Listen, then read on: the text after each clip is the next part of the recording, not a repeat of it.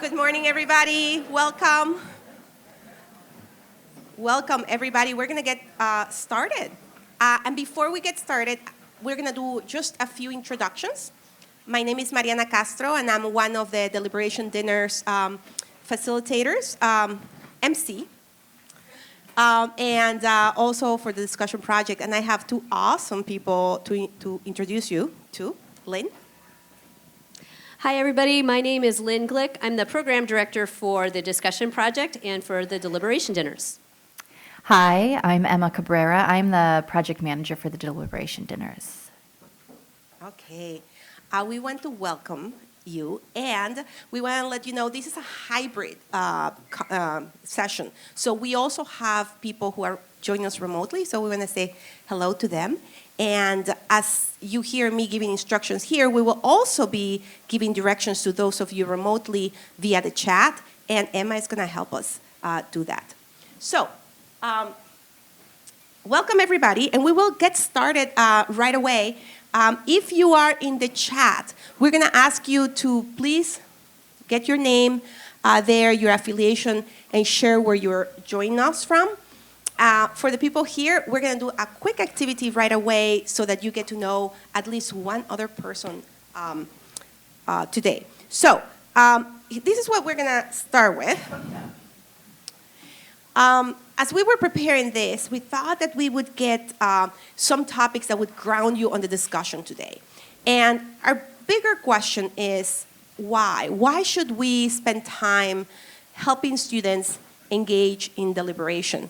And here are some reasons. So I'm going to be quiet and let you read them.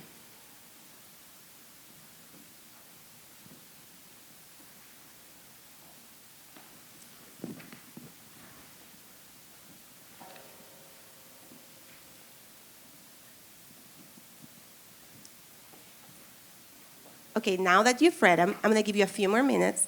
I'm going to give you exactly 3 minutes. And what I would like you to do is, if you have like a piece of paper or you have like a little handout that we provided, you can write in the back. And what we would like you to do is to order them. So take these 5: citizenry, critical thinking, communication, empathy, and meaning making, and order them in, rank them in order of importance. Which one do you think is the most important reason to engage students or to build students' capacity to engage in productive discussions on controversial issues, okay? So I'll do that with my phone, and you'll have 3 minutes.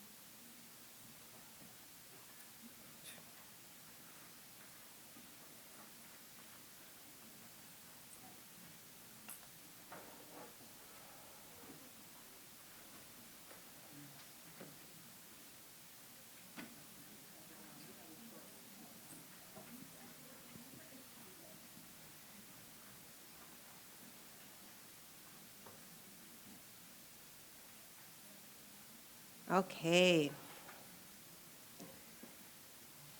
So now I told you we were going to give you a little bit of time to get to know each other. And we're going to ask you to find a friendly person near you, and otherwise we'll come and help you find. And you're going to work in pairs. As you see, you're going to have a couple minutes right away to introduce yourselves. Just tell them your name, where you're joining us from, what your affiliation is. And we're going to have someone do the role of facilitator and timekeeper. That role is really to make sure you get through all the questions, keep an eye on the clock. We're going to have the overall timing on the right-hand side of the slide, but we're going to ask you to kind of keep an eye on that. And that's going to be the person who had the most recent birthday, so you get to share when your birthday is. You're going to have then 4 minutes to compare your rankings and just see what did you rank the highest. I'm sorry, and this should be the most important to least important. Then we're going to ask what might be the reasons for similarities or differences among your choices, and can you agree on the most important reason?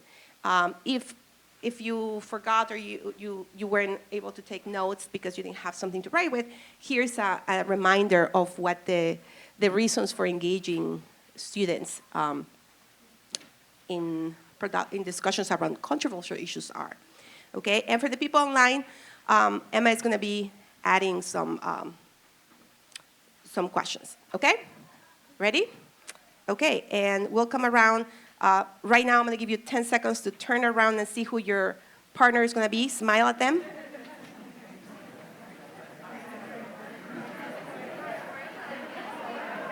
They might become your best friend. Okay, here we go.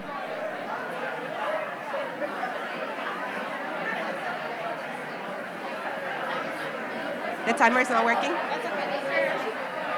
Okay. Okay.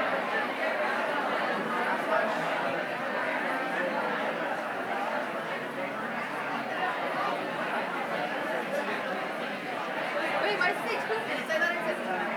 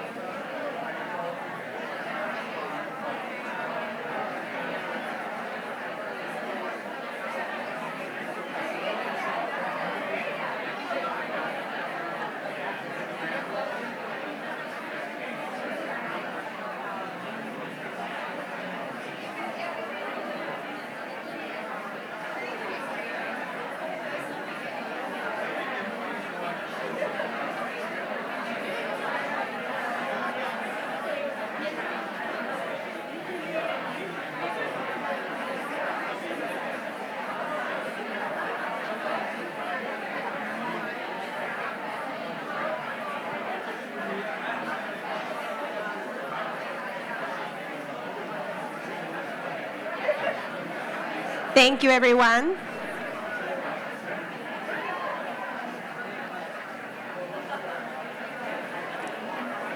Thank you.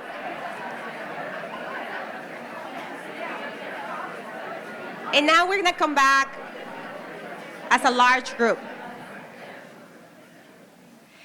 So I'm curious as to what you thought your top choice was. So I'm going to ask you to share. Sorry, thank you.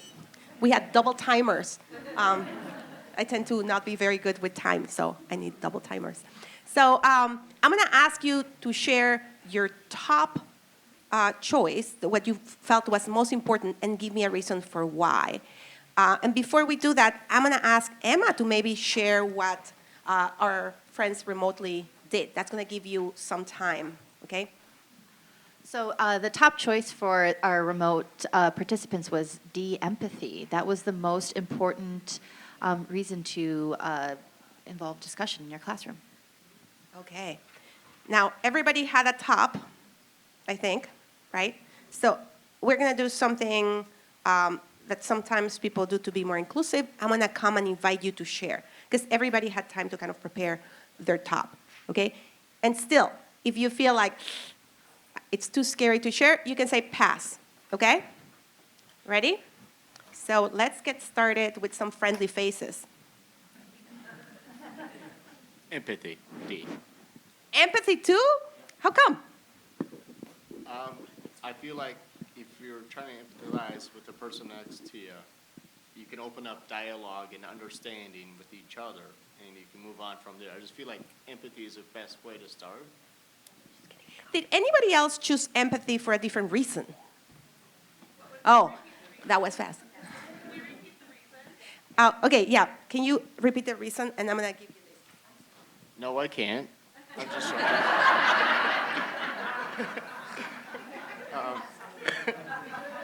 I just feel like if you're trying to empathize with the person you're talking to, even especially if it's somebody you are completely different from you, you have a good building, I don't know, I'm not good at talking about it, but a good building bridge to start from there and move on to other parts there.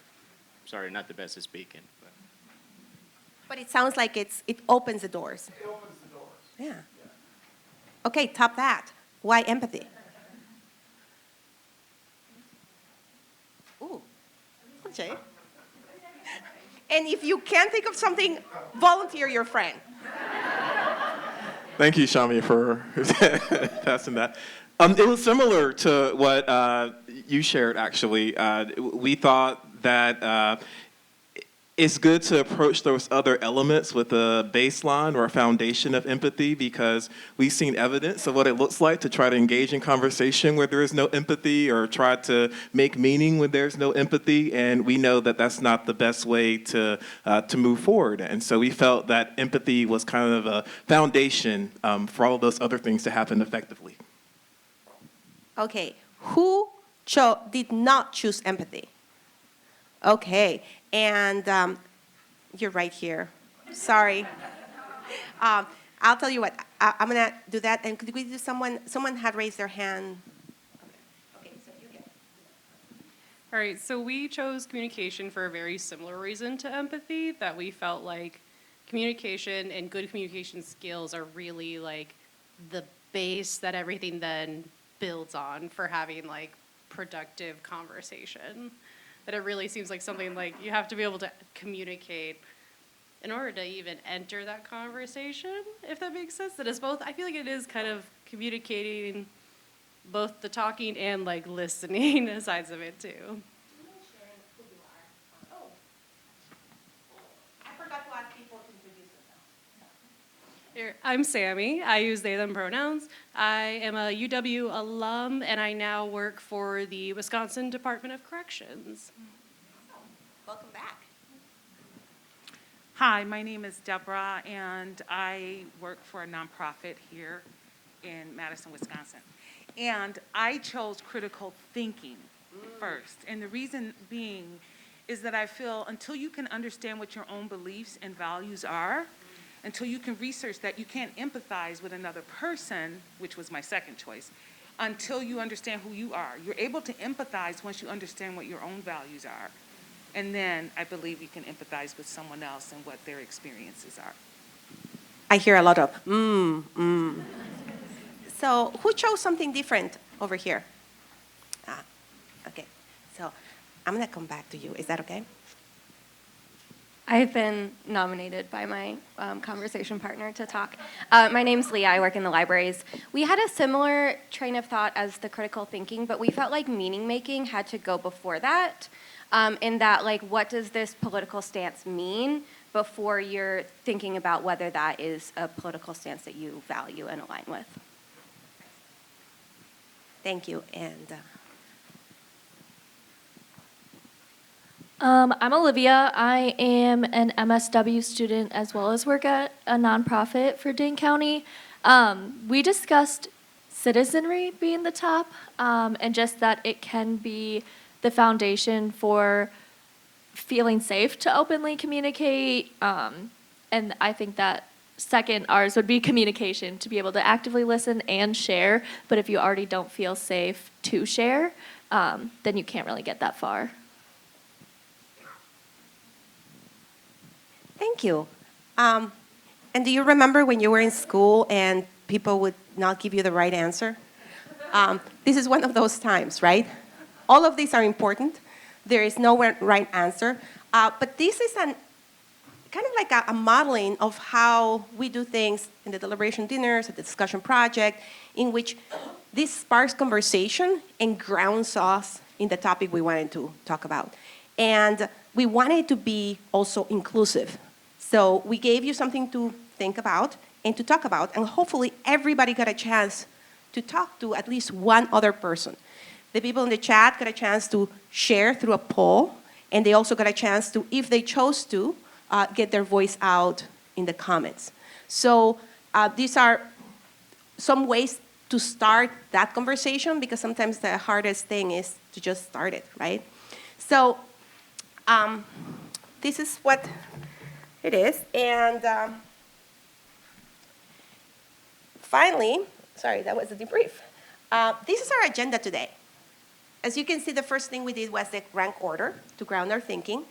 And I'm gonna give you a little bit of background, but then we're gonna go into the most exciting part. We have a panel discussion, and we'll get to ask some questions, and you'll get to ask some questions too, and we'll finish with some takeaways.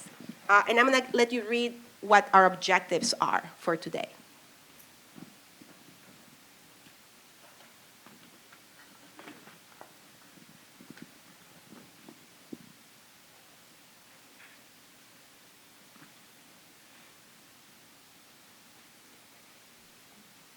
Okay, so the title of today's presentation is Deliberation Dinners. So we wanted to start by just telling you what they are. So Deliberation Dinners are, we started with the activity that we did because those reasons are the same reasons for having the Deliberation Dinners. The Deliberation Dinners are really an opportunity that we provide to UW students, and here you have a picture, for undergraduate students to come to the table and discuss issues, controversial issues, with other students who might not think the way they do. And this is what happened last year. And the way we do this, in order to make sure that the students who are with us have a diverse ways of thinking, is everybody is invited to come, and there are about 10 to 12 students per table. And one of the things that we have is everybody, when they apply, they have to take this typological quiz. Thank you. The typological quiz. And this is a free quiz that you can take. And everybody, this is confidential information. We don't give it to anybody. But what it allows us to do is to make sure that at each table, people come together and we organize them where there's a wide range of political ideologies. So by design, you're going to be with people who think differently than you. And in order, we use that information. By the way, you can take the quiz. And another critical piece of it is that at each table we have facilitators. And we have facilitators who have been through a program that we call the discussion program, the discussion project, and we'll tell you a little bit about it in just a minute. But one of the things is that it's really structured so that you can communicate. These are examples. As you can see, the table is, just you come and have dinner, you form community, and then you have someone who is going to have kind of like guardrails around the discussions that happen.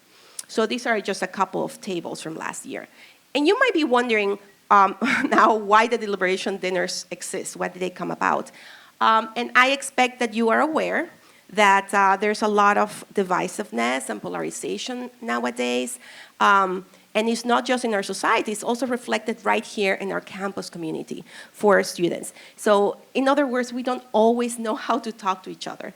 So our UW-Madison chancellor, Jennifer Mencken, wanted to develop an initiative of free speech where free speech could thrive, and also to have a model on how to engage students from a range of different political ideologies in discussions around controversial issues. So she took the offer of Diana Hess. Diana Hess is our former dean for the School of Education, and she's also an expert in civic education and how to teach controversial issues. And what they came up together was the idea to develop a pilot program. And the discussion project, which I mentioned about, is a team that runs these intensive professional learning courses on designing, implementing, and actually facilitating high-quality discussions in class. It's actually free for people who are part of UW, but there has been interest nationwide on it. And so all of the people who have facilitated, this is a picture of last year's cohort, but everybody who has been participating in it has gone through the discussion project. Now, last year there were 125 students who participated, and it was so successful that this year we doubled the numbers. So we have 2 cohorts of 125 students participating for this year. Now, the most important feature of these dinners, besides that we're eating together, like I said, we're creating community, is that it's not just sitting down and talking. This deliberation is not quite a debate, but it's not quite either a discussion like you would have in class. But it's deliberation is literally you're learning the insights of how to foster civil discourse. And you do that through intentionally scaffolded and structured discussion structures and facilitation. And you understand what students' experiences are in those deliberations. The other piece is that we also gain a window into how to foster productive discussions across political differences, which is very needed, as you can imagine, nowadays. So the title of this session was UW-Madison Deliberation Dinners.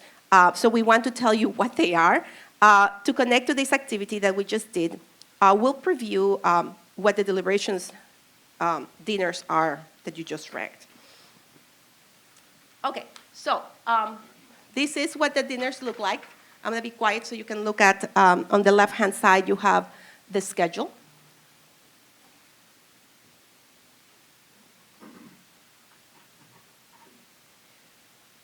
And here you have pictures of what that looks like.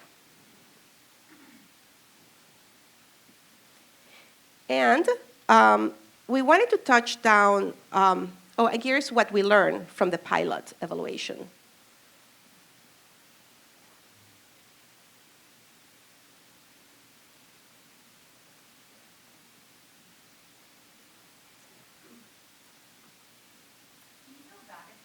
Yeah, sure.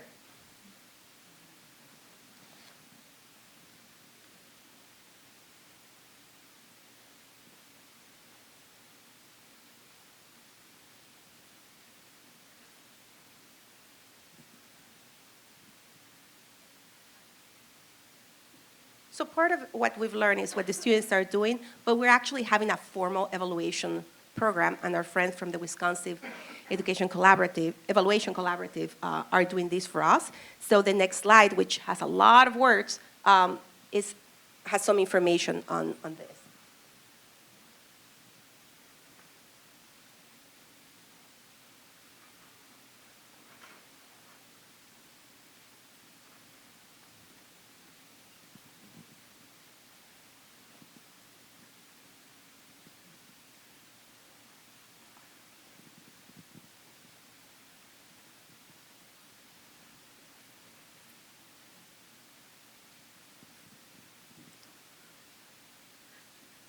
Okay, and now I want to tie what we do at the Deliberation Dinners with the actual theme of this year's conference.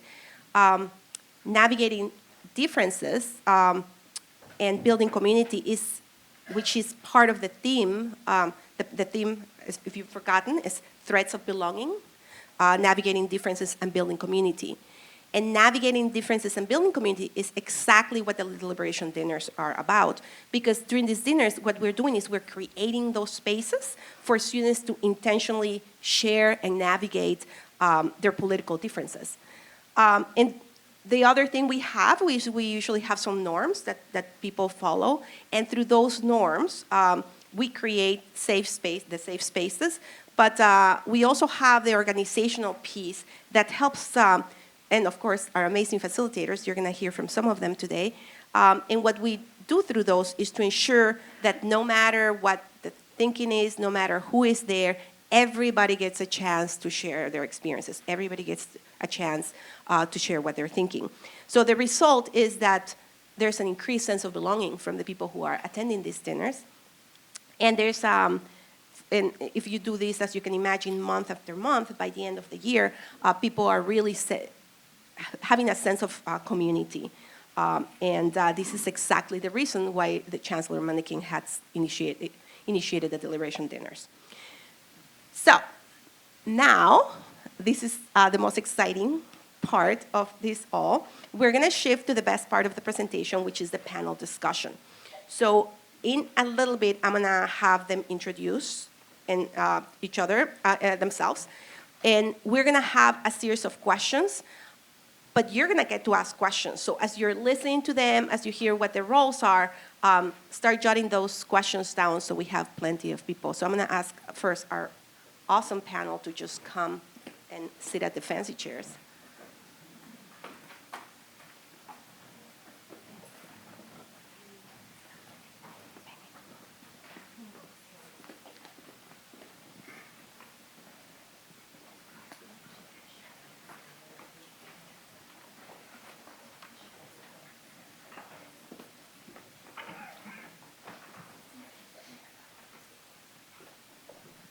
Okay, so we're going to start with affiliations. Their names are on the slide, but I'm going to ask each person to just say their name really quickly and introduce themselves.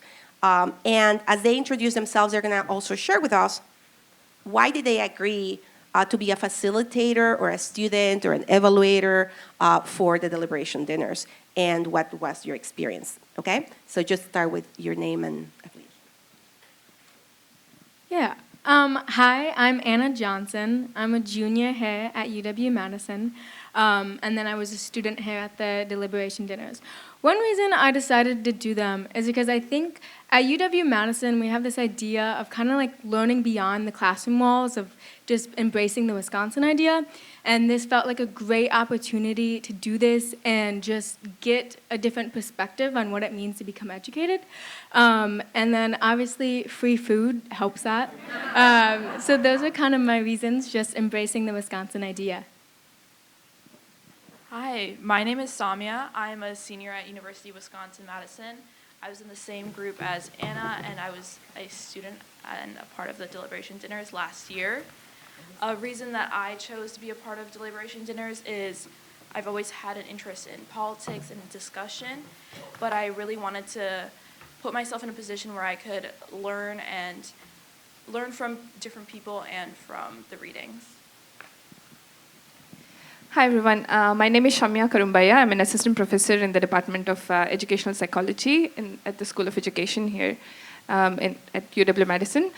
and I'm a facilitator. And one of the reasons I took part in this year's Deliberation Dinners is to sort of experience what it means to discuss and not debate. So I had participated in the discussion project. Highly recommend it for anyone who has discussion-based, courses or any part of, actually anybody who teaches and would love to have discussion as part of your course. Having participated in discussion project and having implemented some of those in my own class, I was seeing how I needed a little bit more of an introduction to how to do that in like controversial, difficult topics. That's often part of like the classes that I teach, and this seemed like a very natural fit. So, hi everyone. Is this on? Yeah. I'm LJ. Is it? People say no. My voice is too loud. It didn't feel like it was on. Perfect. Okay. Yeah, that's better. All right. So I won't speak as loudly. I'm LJ. I'm in the Department of Curriculum and Instruction. I specialize in the teaching of languages.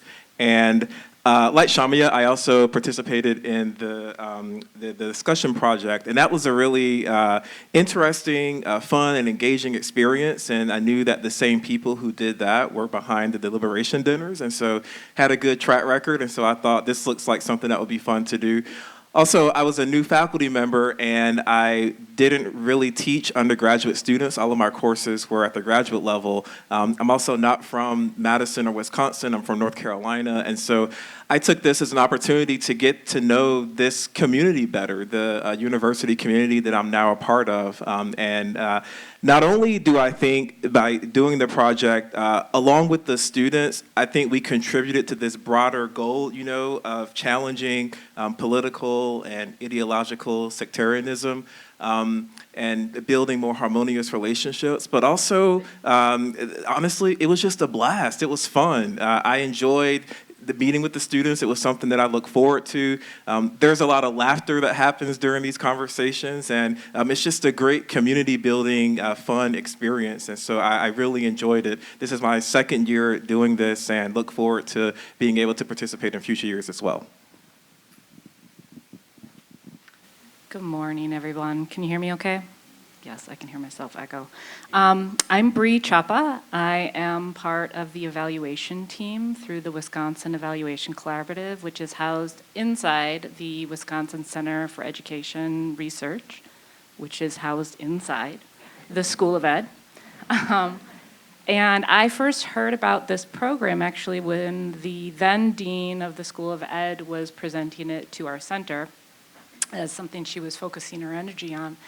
And then I found out that our organization would be evaluating the program. And I remember specifically going up to one of the co-directors and asking if I could pour coffee, tie shoes. It did not matter to me. I just wanted to observe this program in action for my own personal experience, because its goals for me personally are very important. So anyways, side note, they don't serve coffee. So, but I found other roles. Bree, the next question is for you, and this explains why you kept trying to tie my shoes. That's correct. I was like, Bree, That's I don't correct. even have There are no things to ties. tie. Yeah. There's no ties. But I was wondering if you could expand a little bit more on what your role is as an evaluator, because some people might not realize what evaluation means. And what did you observe about these events that is unique? Sure. So my role as part of the evaluation team, my role personally, I observed each of the dinners. Our evaluators, we probably had 3 or 4 evaluators per dinner. Some stayed at the same table, some rotated. I rotated tables and observed. I also worked with the program team to support data collection, developing data collection tools. And then I worked on the pre-post survey analysis and some descriptive statistics. And then the second part of your question was, what were some of the things I observed? I think some of the noteworthy items that I thought were unique that I observed last year were, like 2 jumped to the forefront of my mind. The first would be, one of the things that I found interesting was after the deliberations occurred, there's this point of time where the program asked the students to debrief. And that was such an insightful time to observe because they essentially had an hour to discourse dialogue. And then in those final moments, they reflected on that dialogue. And it was interesting. They were self-reflective of how they engaged in the deliberation. So some people would say, I talked too much. I need to self-correct. They reflected on the group itself, how they tackled the deliberation, the process. They came up with new ideas. They countered those ideas instantly. It was very interesting. And then the other part I would note is, while it's not unusual to lure students with food at a college campus, having 10 people come together around a table to share a meal from different ideological perspectives, different life experiences, is not something you see every day. So what came out of those pre-deliberation pieces were conversations of connection, empathy, care. I saw students serving one another. They'd clean up their plates. They would go and ask, seconds were allowed, so they would go and ask if anybody wanted any extra food, and they would be happy to get it. And that was noteworthy for me. Thank you. And the next question is about those of you who are on the instructional side. What was different about engaging in deliberation rather than being part of a debate or a regular classroom-like discussion?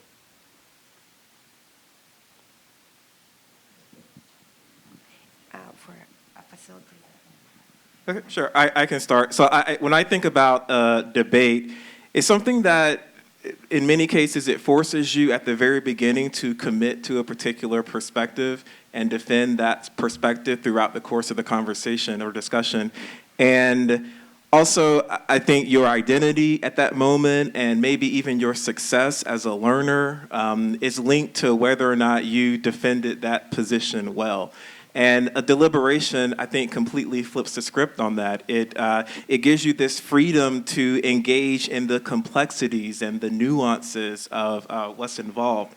And it also gives you the freedom for your own opinion to evolve during the conversation because you're not trying to just defend your perspective throughout it.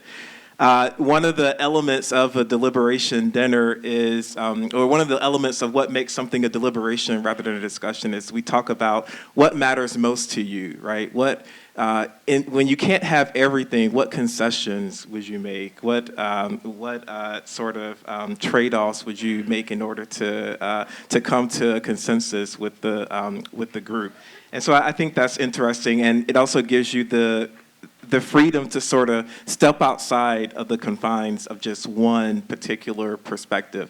If I can share a quick example, even the dinner that we had last week was about funding to Ukraine. And you can imagine that's a very hot topic, very controversial. And I think students had like 3 perspectives with regard to the kind of what shall we do component, right? One of them was we just keep our current level of funding, the United States. The other one was the United States should increase its funding, or the third one being the United States should decrease funding. And at the students' request, they were interested to know what people thought before we engaged in the discussion. And so we ran around and everyone shared kind of where they were at that moment before we had the deliberation, right? And everyone had done the background readings and they reflected and did all of that. And then at the end, after the deliberation, we did the same thing. We went around and everyone kind of raised their hand about where they were.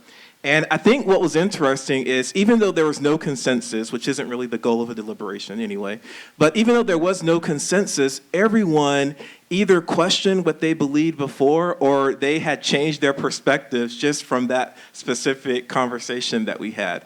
And I think that's really interesting and exciting, right? No one left that dinner with the same perspective that they had coming into that. And I think that's evidence that there was this critical thinking, this critical processing of perspectives that came about from that particular event. And I think that's the beauty of a deliberation, because I don't think that a debate would have led to that same outcome. Thank you. And then, Shami?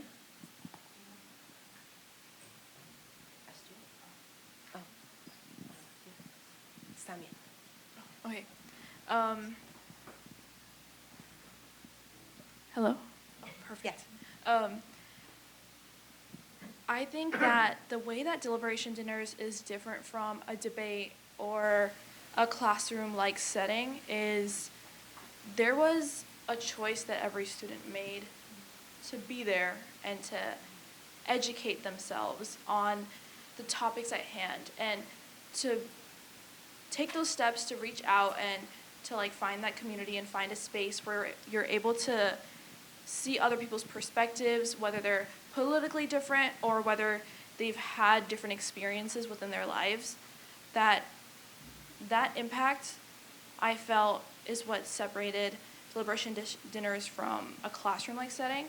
But in terms of a debate, I think there was a great emphasis by the organizers and facilitators to make the deliberation dinners as a learning experience and something where people are able to speak on what they know and their independent experiences, but also to understand and digest like factual information and let that impact your previous thoughts or create like a new concept about your opinion on the topic.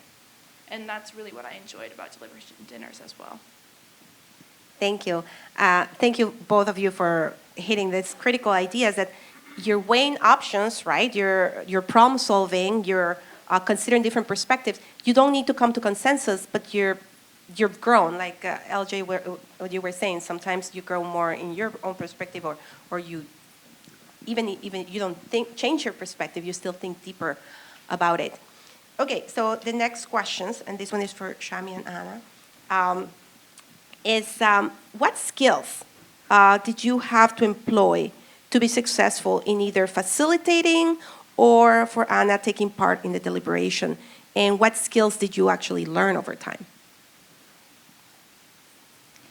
Okay, all right. I'm gonna come to this from my, also from my own research and teaching perspective. So I'm a learning scientist and I study how students learn and also how to design learning environments for successful learning, right?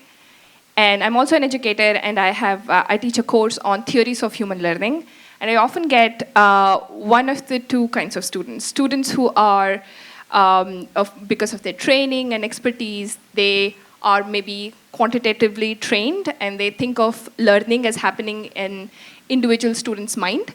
And the other camp are students who are often like qualitatively trained and they come with the perspective that learning happens in social interactions and there are cultural factors that play a role in learning. So in this course, what I was observing, the course that I was teaching, it's mostly taken by grad students, is that whenever there is a difficult, controversial topic, and these are questions such as, some of the examples of some of the questions that we explore are things like, should we ban standardized testing? Should AI replace human teachers? Or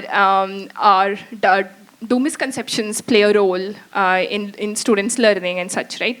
So I often was noticing how students would come to this conversation with their own ideological stance, and they would leave the conversation with their own ideological stance. Despite saying like, oh, I understand where you're coming from, it was very difficult for them to break out of that ideological stance, maybe for reasons that LG was talking earlier about, like the integrity for your side, and when you think of like debate and thinking of it as like, I need to represent my side of the debate and such.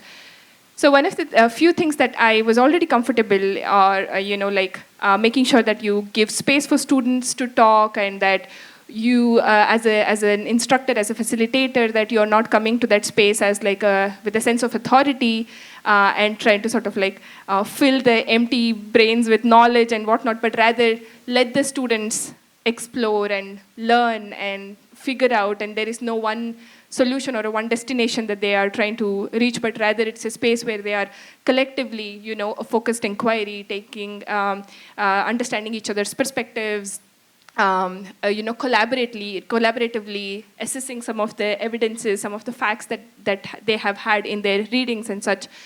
So what was fascinating was to see how, as a facilitator, I had to be comfortable with, sometimes students may be making certain statements which, based on my own knowledge, I may feel like that's incorrect, or that, oh my God, that's based my research tells me that this is not the right, like I had to really control myself from jumping in, and that was something that I learned by being part of the deliberation dinner, is how do you step back and let the students take the front seat, the driver's seat.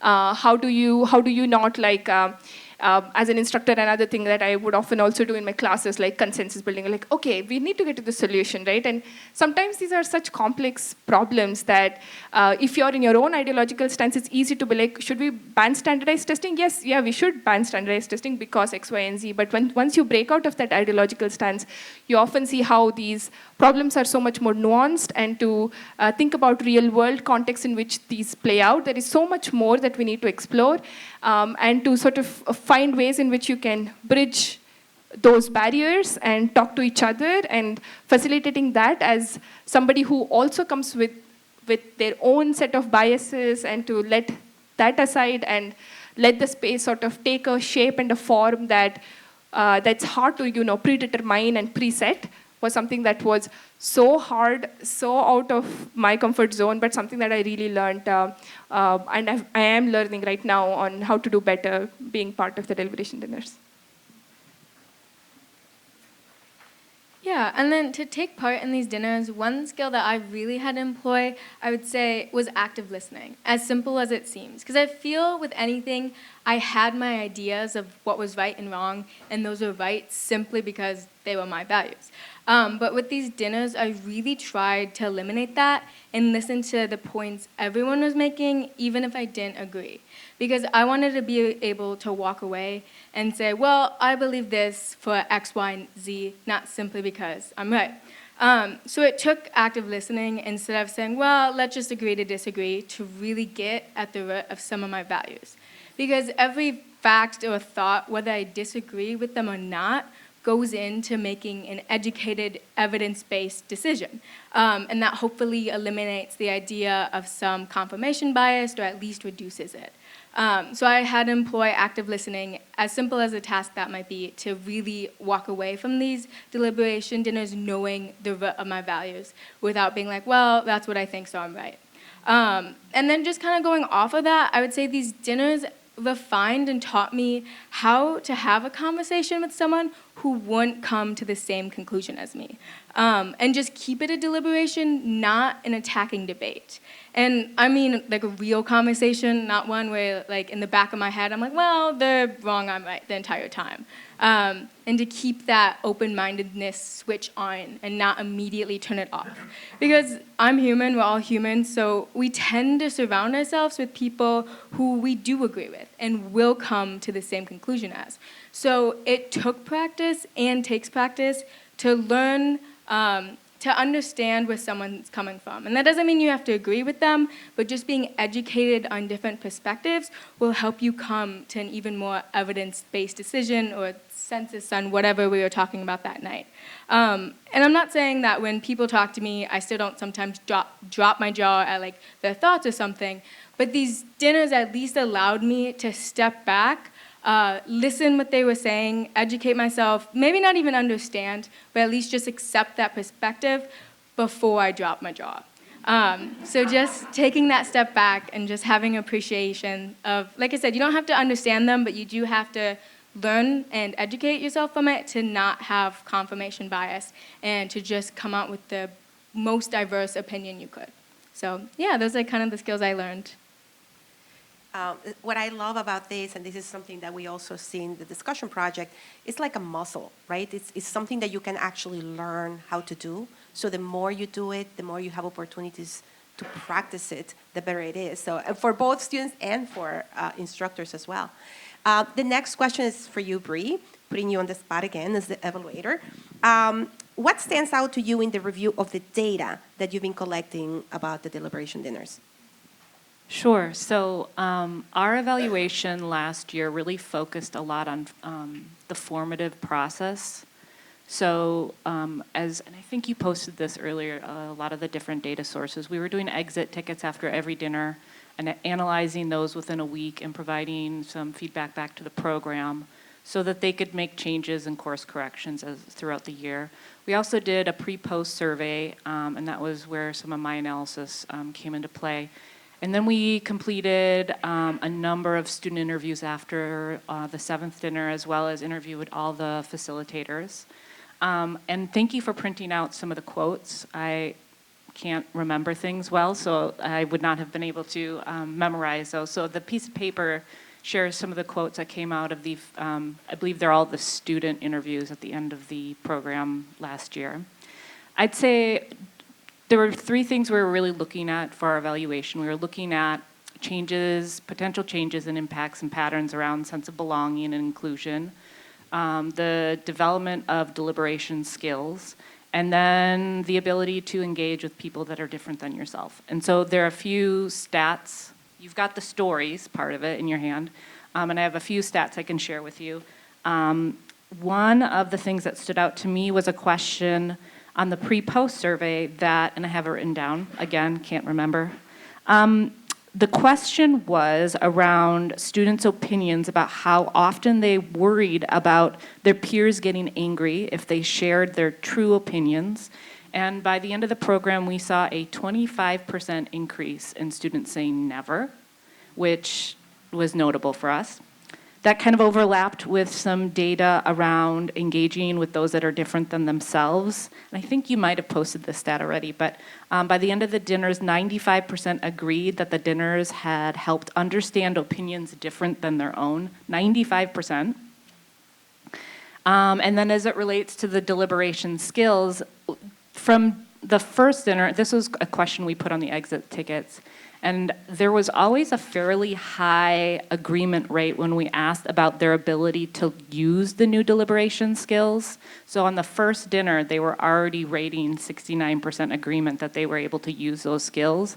And even at that high rate, it increased over time up to 84% throughout the program. And I just want to double back to the belonging part about the 25% increase. The trajectory of the dinners is such that they start with a relatively quote unquote easy topic, and they develop the skills before they land themselves in some very challenging conversations that can solicit potentially more emotions, part of the conversation. And so the fact that we continued to see some of these high numbers throughout the trajectory of the topical conversations was noteworthy for me. Thank you. And now we're going to turn, it's going to be your turn to ask questions. I'm going to pause for like 30 seconds to give everybody a chance to come up with a question and to give a chance also to our remote friends to write the questions in the chat. And then Emma will help me read them. But we're just going to pause for 30 seconds to give everybody some think time.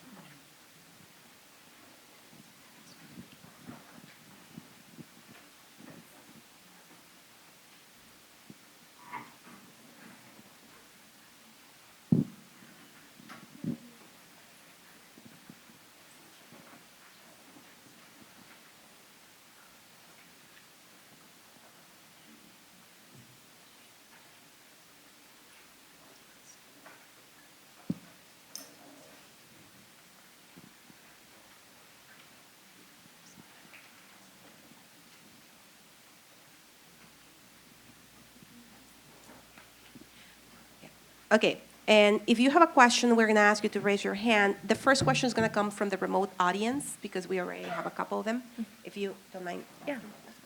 All right, so I'll ask, this is for our student panelists. So the question from our participants online, one of them is, have you brought these ideas back, what you've learned, back to your classroom in group discussions? Did you ask your instructors to maybe incorporate some of these things that you either learned or some of the principles and protocols that we use in discussion or deliberation dinners?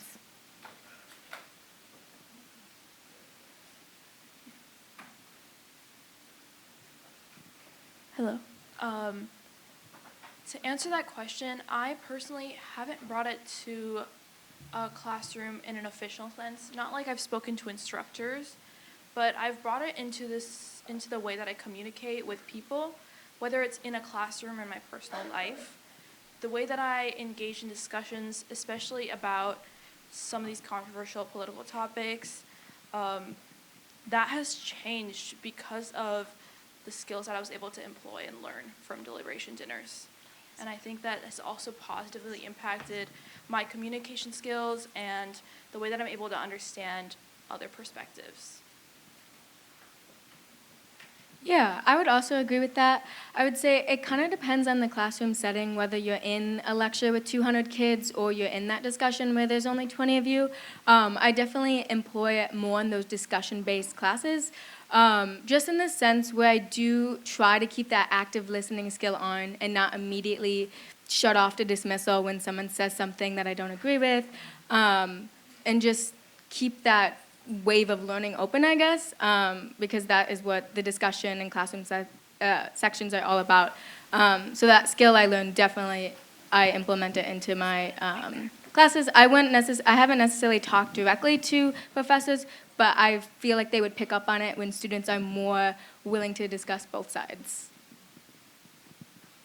Okay, and now we'll take one from here. If you have a question, just raise your hand.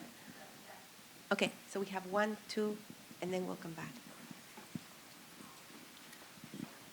Hi, thank you. It seems like it was very successful, the talks, but I want to, so you have to have a certain level of comfort to be participant of that, and I want to ask about the 5% who did not feel comfortable after the talks, or the ones that felt that were not valued. Like what happened to them? Do they have PTSD? Like what was the result of those 5% that are mentioned here?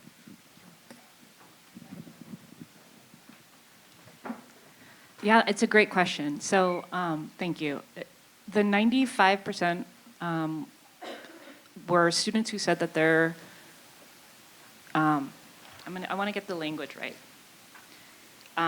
Agreed that the dinners helped them understand opinions other than their own. Keep in mind there were the two other frameworks where they neither disagreed or agreed, and then disagreed. I don't know that I have a lot of causal data to share about what ended up being, I think, 2% who said they disagreed, 3% were neither agree or disagree. And so I don't have a great answer for you. Let me think about that a little bit. Let me think about it a little bit. But we weren't tracking causality there.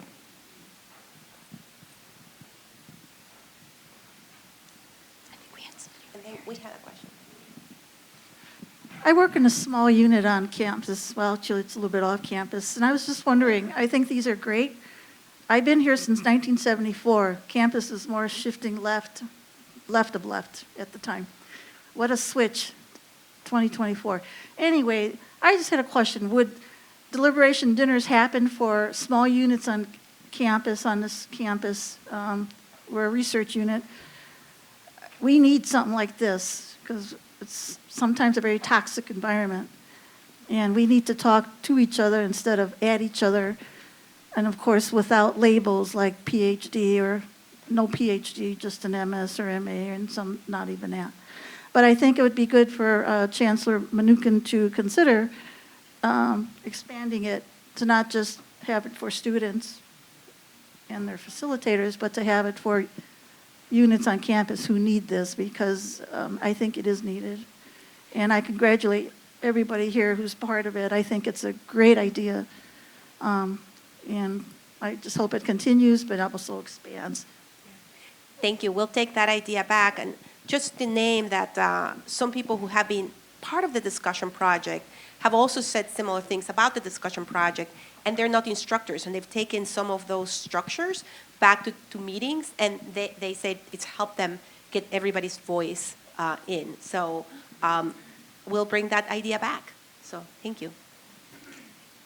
Hey, everybody. Thank you so much for your insights and teaching us all. I'm just going to put an asterisk by the last comment because that was going to be my first question. I remember getting the email about deliberation dinners, and I immediately clicked on it to be like, oh my gosh, I'm signing up. And then I realized it's for undergrad students. So yes, please, I would love to be a part of that. I have a couple questions. They're pretty straightforward. My first is, do students rotate groups throughout the series of dinners, or are they in the same group for all 6 dinners? And then my second question is, building off of what Samia and Anna, said around their skills they built throughout this. We're curious about, like, how did they build those skills? Did you all have workshops prior? Was it part of the group's norms? Or was it just a gradual build and conversation around that as dinners went on? If you could say more about that, I'd be curious. Okay, Thank so you. it's kind of like 2 questions. And the first question, I'll just answer really quick. They stayed with their group just because they were building that community. And then I will let somebody else answer about the skills. Yeah, so just more about like the skills I learned. They were definitely a gradual building off and learning of what I already had, and just getting more used to the comfort of how these dinners operated. I didn't immediately walk into the first dinner and was like, yes, I'm gonna listen to your perspective and not turn off my ears. So I definitely learned that over time, especially as people started listening to my perspective, and just building with how we stay at the same table for the whole 6 dinners. You start to get really comfortable with each other, and being able to discuss those hard topics that, some adults can't even talk about today. So I'd say it was definitely a gradual skill, and then just learning to implement that more in my classrooms and more with my friends. It just really honed in and really taught me how to be that active listener, or how to have a conversation with people who don't have the same conclusion as me. Yeah, I agree. I think it was a gradual increase of skills for me as well. But I do also think that deliberation dinners has a little bit of a framework to build up those skills. They really have emphasis on listening and allowing people to speak, respect. They have certain frameworks and certain structures in terms of pre-discussion worksheets and sort of activities to allow you to build up those skills in a more formal sense as well. We're going to go for a question remotely, and then we'll come back to questions here. So I have a individual in our chat. They asked, are there mistakes that you could help us avoid if we chose to host a deliberation dinners? And I'm wondering if we should ask maybe our facilitators, what are things that you've learned through this process, and maybe things you may not do in the future as you continue to facilitate deliberation?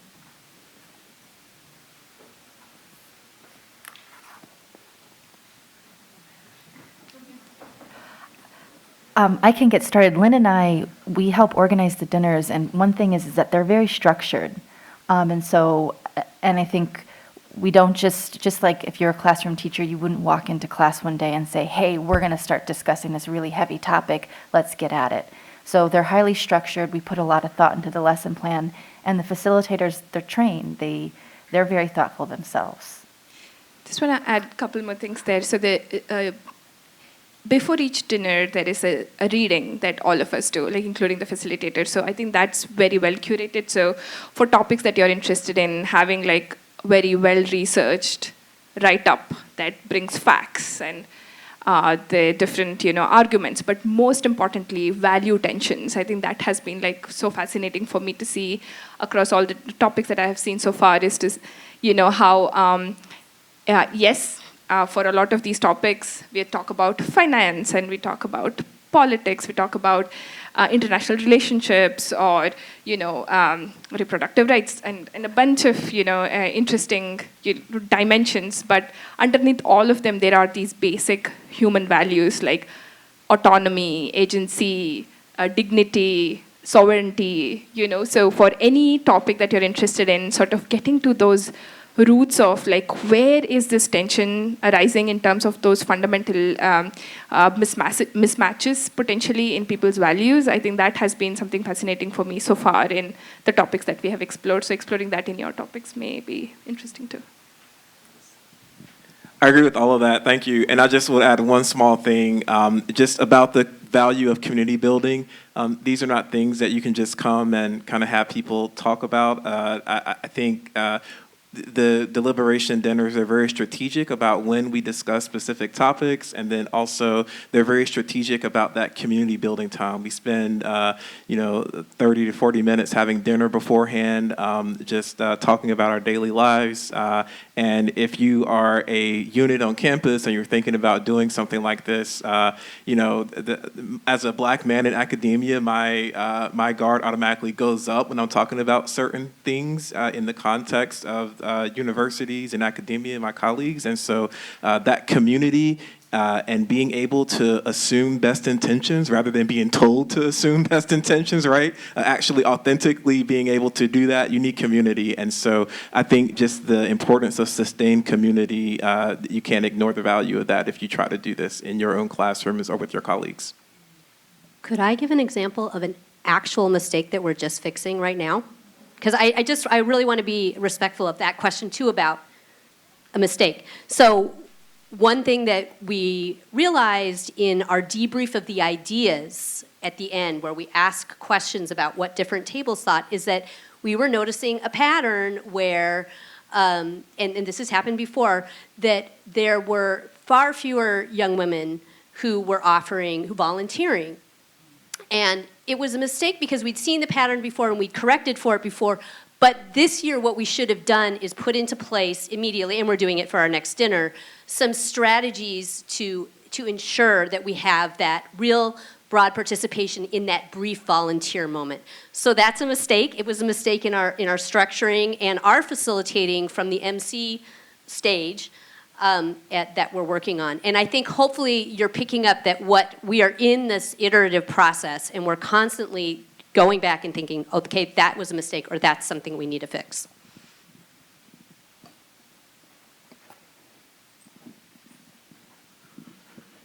Thank you all. How about she goes first? Oh, okay. So this is fantastic. I have a question for Dr. Castro around, this is in person, which is helpful. People are less likely to do what people do online because they're not anonymous.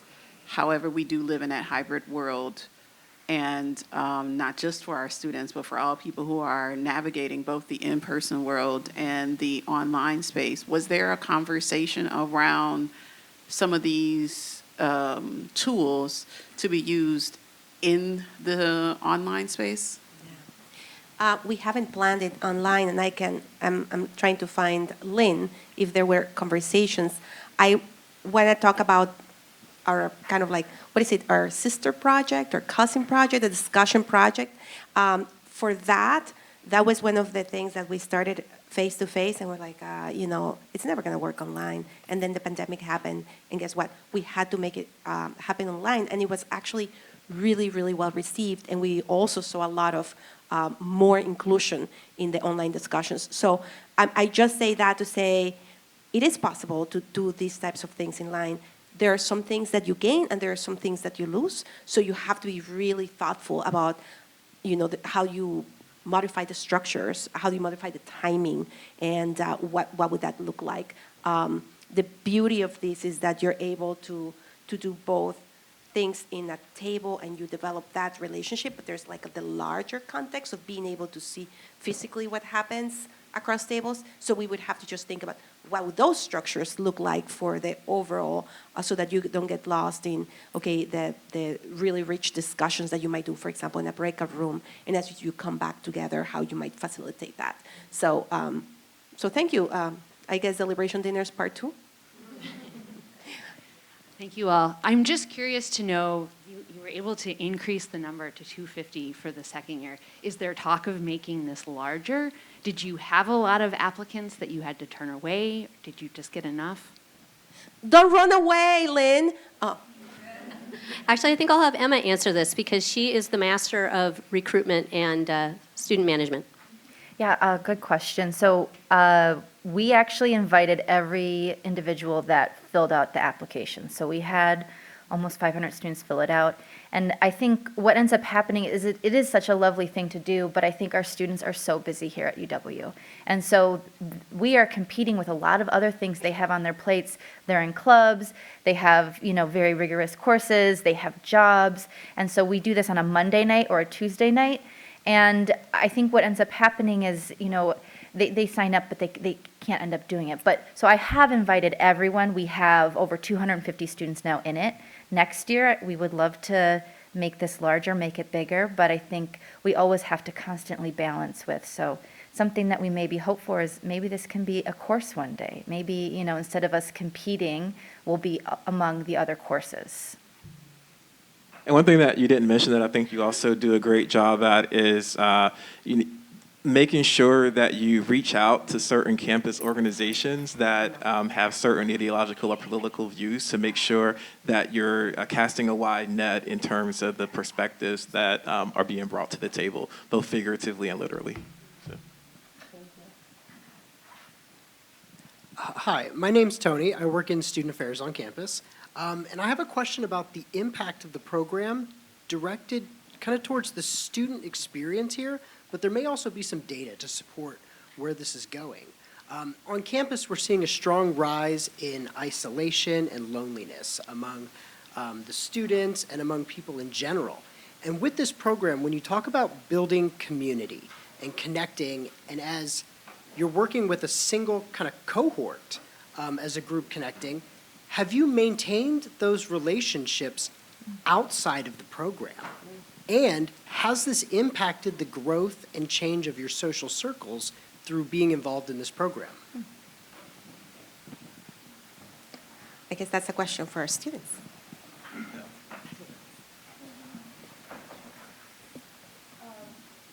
So me and Anna, Hello. Me and Anna were in the same group in the deliberation projects and dinners. So that just happens to be like a little grouping. So we've known each other, and there were about 8 to 10 people on the table, and I'm still friends with some of the people outside of the dinners. I had a lot of fun discussing with them. I think before the dinners, we also there was some community building outside of just the topics themselves. I think there's a social aspect of it, but when we talk about the topics that we discuss, some of them are these heavy political topics, and there are some topics that I have very extreme beliefs on, and there are people who had the opposite spectrum of those beliefs. And in a different world, I may have been a little bit more disregarding of their opinion, but because of this, the deliberation dinners, I think that's where we found that common ground, and we're still I'd see them on campus and I'd be like, oh hey, I think there is that community sense. Do you want? Yeah, I would definitely agree. I wouldn't say everyone at that table is now in part of my friend group where I go study with every day, but if I saw on campus, I would obviously wave and have a conversation, because just the nature of the topics we're discussing is that to be a friend or have a connection with someone, you have to be vulnerable, and these conversations invoke so much vulnerability because you're expressing your opinion on some of the hottest topics in today's society and culture. So that sense of community and friendship I have at that table is definitely different than some of my surface level, oh, I'm going to sit next to you at class friends, just because you have to be vulnerable and open. So it definitely invokes, I would say, friendship. I don't know if it's necessarily outside of the deliberation dinners, and maybe that's something us as students could work on, and maybe being hey, this is my number if you ever want to study, or I know you really like this topic, because you get to learn a lot about each other. So while we're in that room for 2 hours Monday night, I would definitely say that friendship and community is just naturally there because of the discussions we're having, but outside it could definitely be improved upon. But like we said, we definitely have a conversation with each other outside the dinners.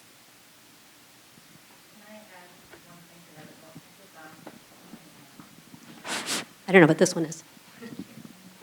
A few thoughts came to my mind as you asked that question.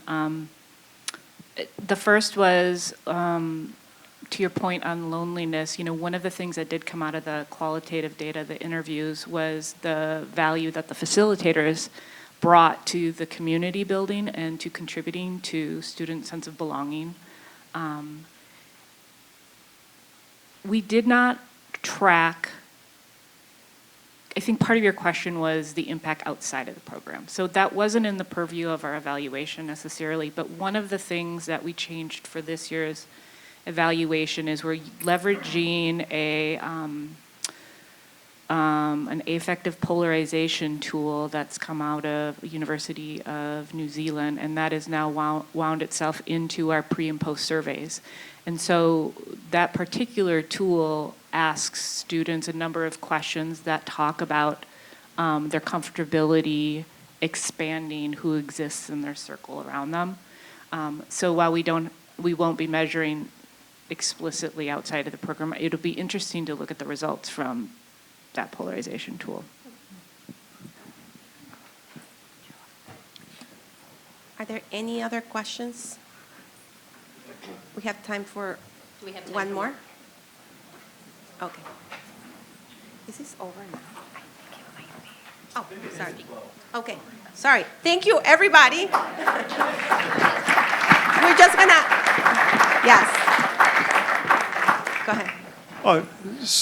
I work, or previously worked at Do It. I'm since retired, but toward the effort of putting together a comfortable, safe place in all divisions, departments across the university, what's the feasibility of helping train people within those organizations to do precisely what you folks have achieved?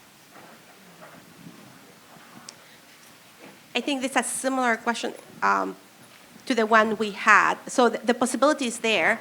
It's just allowing for the time and space for this to happen. And it's one idea that we'll bring back to the team. So thank you. I'm sorry about the timing. We lost track of time. Have a great rest of your day. Yeah.